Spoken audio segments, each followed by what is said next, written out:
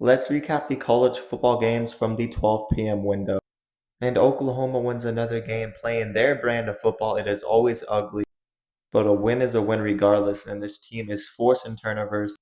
They're clutch on defense and shut down that Missouri Russian attack. Ahmad Hardy went for 57 yards with 17 carries. Injuries have hurt this Missouri team. Bo Prabula did not look 100%, but he's not that great anyways.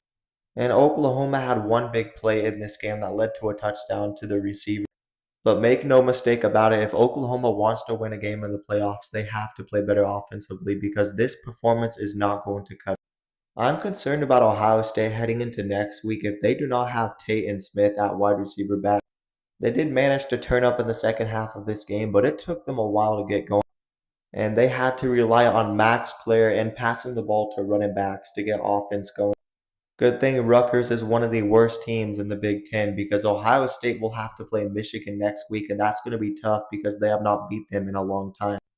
So watch out for Ohio State to be on upset alert next week, especially if they don't have Tate and Smith.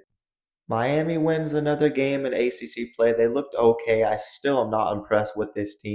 You're playing in a weak conference and you have to score a touchdown in the last minute of the game to run up the score and win 34-17. Virginia Tech did put up 395 total yards of offense on Miami.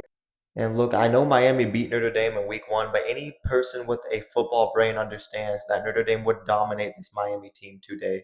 SMU has been getting a lot better offensive production lately with Kevin Jennings and some of those receivers stepping up. The run game is a bit more consistent. TJ Harden went for 90 yards and 18 carries. I was expecting SMU to win this game pretty easily. I don't know if I thought they would win by 30 points though, but Louisville did have their quarterback out. SMU wins next week at California, and they will likely be in the ACC championship game.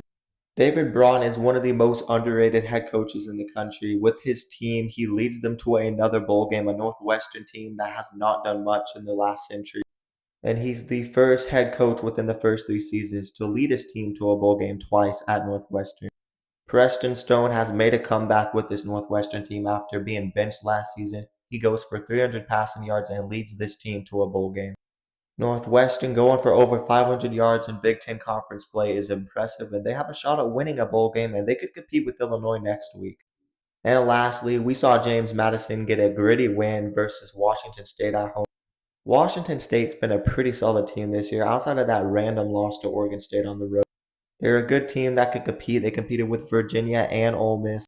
But James Madison, with that stout Russian attack and a solid quarterback in Alonzo Barnett, they get the job done at home and win this game.